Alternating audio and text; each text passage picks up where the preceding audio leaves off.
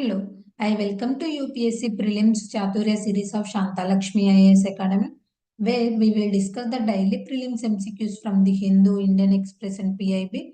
Let's begin. The first question. With reference to Dogri folk dance, choose correct statements. It is a dance performed in Dagga region of Jammu.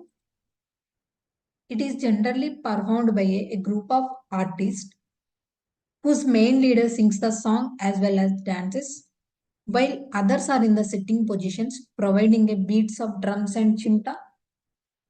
It is performed in functions and social gatherings. How many of the statements given above are correct? Only one, only two, all three, none of the above. Recently, the Union Government of India conferred Padma Shri Award to Jammu's Dogri folk dancer Romalo Ram. About Dogri folk dance, it is a dance performed in Dagga region of Jammu. It is generally performed by a group of artists whose main leader sings the song as well as dances, while others are in the sitting positions providing beats of drums and chimta. It is performed in functions and social gatherings. There are other varieties of this dance with the men and women or only women perform the dance in groups. And Dogri folk dance have an important role as a part of worship ceremonies are a past, but the main force behind the folk dances is celebratory mode. The other dance forms of Jammu region, Dekhu, Pummani, Jagarana, Chauki, Kuda, Hirana, etc. are main dances. Aktan, Ras, Chandrauli, etc. are main folk drama styles. So the answer is all three. Let's move into the next question. Consider the following statements about Humboldt's Enigma.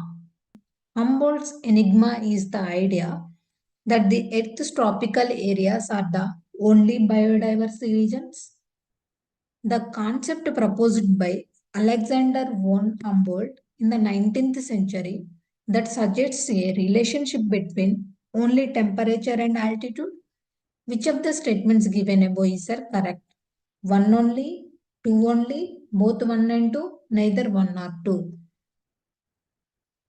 While we expect diversity to decrease away from the tropics, mountains are an exception. This is the essence of Humboldt's enigma. But scientific evidence has been hard to acquire, requiring the use of complex analytical methods and large data sets, but is still incomplete. Humboldt's enigma, a concept proposed by Alexander von Humboldt in 19th century that suggests a relationship between temperature, altitude, humidity and biodiversity. Humboldt enigma is the idea that the Earth's tropical areas are not the only biodiverse regions. According to this idea, many areas outside the tropics, such as mountains, are also highly biodiverse. The Eastern Himalayas are cited as an example where climate dissimilarities and diverse geological composition contribute to high biodiversity. So the answer is neither one or two, because Humboldt enigma is the idea that the Earth tropical areas are not the only biodiverse region. The concept proposed by Alexander von Humboldt in the 19th century that suggests a relationship between temperature, altitude, humidity, and biodiversity. Not the only temperature and altitude. Moving to the next question. With reference to nitrogen hypoxia, consider the following statements.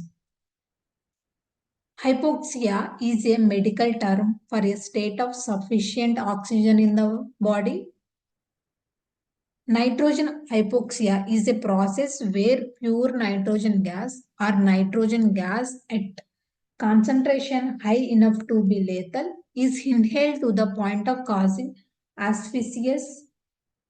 Which of the statements given above is are correct? One only, two only, both one and two, neither one or two.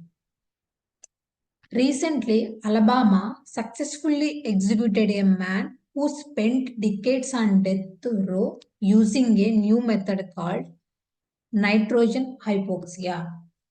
About nitrogen hypoxia, hypoxia is a medical term for a state of insufficient oxygen in the body. Nitrogen hypoxia is a process where pure nitrogen gas at concentration high enough to be lethal, it is inhaled to the point of causing asphyxia. It is a relatively new alternative to more common forms of capital punishment like lethal injections and electrocution. In this method of execution, a respirator mask is placed over the inmate's face. Pure nitrogen is pumped into person's lungs instead of oxygen. It leads to unconsciousness and then death from the lack of oxygen. So the answer is 2 only, because hypoxia is a medical term for the state of insufficient oxygen in the body, not sufficient oxygen in the body. Moving to the next question. Consider the following statements regarding Indian grey wolf. It is a subspecies of grey wolf that ranges from Southwest Asia to the Indian subcontinent. They live in the colder conditions. As per IUCN, it has a critically endangered status. How many of the statements given above are correct? Only one, only two, all three, none of the above. This was in news recently. Wildlife enthusiasts and experts are abuzz with excitement after recent sighting of Indian grey wolf in the expansive confines of National Chambal Sanctuary in Etwa. About Indian grey wolf, the scientific name of this Canis lupus pallips is a subspecies of grey wolf that ranges from Southeast Asia to the Indian subcontinent.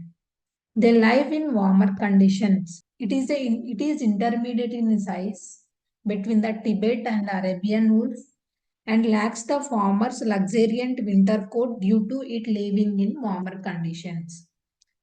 It travels in smaller packs and is less vocal than other variants. They are nocturnal and hunt from the dusk to dawn. The description of this, it is lies between the Tibetan and Arabian wolf and lacks the former's luxuriant winter coat due to its living in warmer conditions.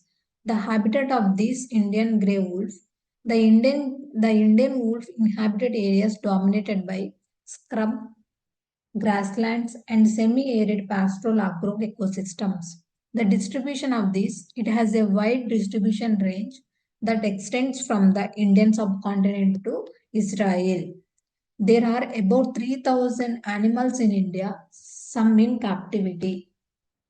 The conservation status of Indian grey wolf, IUCN, least concern, Wildlife Protection Act of 1972, Schedule 1, CITES Appendix 1, threat, habitat loss and depletion of prey species, etc.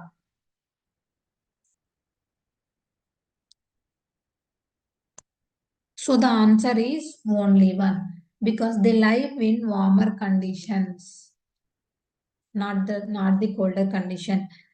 As per IUCN list, as per IUCN, it has a least concerned status, not the critically endangered status. Moving to the next question. Recently, the inaugural joint military exercise Sada Tansik in the news between which of the following countries? Option A, India and UK. Option B, India and Saudi Arabia. Option C, India and France. Option D, India and Italy. The inaugural India-Saudi Arabia joint military exercise commenced on January 29th in Rajasthan. The aim is to develop interoperability, camaraderie, and friendship between the troops. The exercise will be continued until February 10. The Saudi contingent comprises 45 personnel from the Royal Saudi Land Forces. The Indian contingent has 45 personnel from the Mechanized Infantry Battalion. The exercise focus on training for joint operations in semi-desert terrain under the Chapter 7th of the UN Charter. This enables both sides to share best practice and tactics, techniques, and procedures for sub-conventional domain operations. Activities include establishing mobile checkpoints, conducting cordon and search operations, house raid drills, shooting exercises, rappelling and snipper firing. The exercise facilitates building bonds between the troops and achieving shared security objectives. It enhances the level of India and Saudi Arabia defense cooperation and further bilateral diplomatic ties. The joint exercise provides a real-world experience in an unfamiliar desert environment. It will validate newly developed tactics and procedures. So the answer is B, India and Saudi Arabia. Thank you. This is the today's session.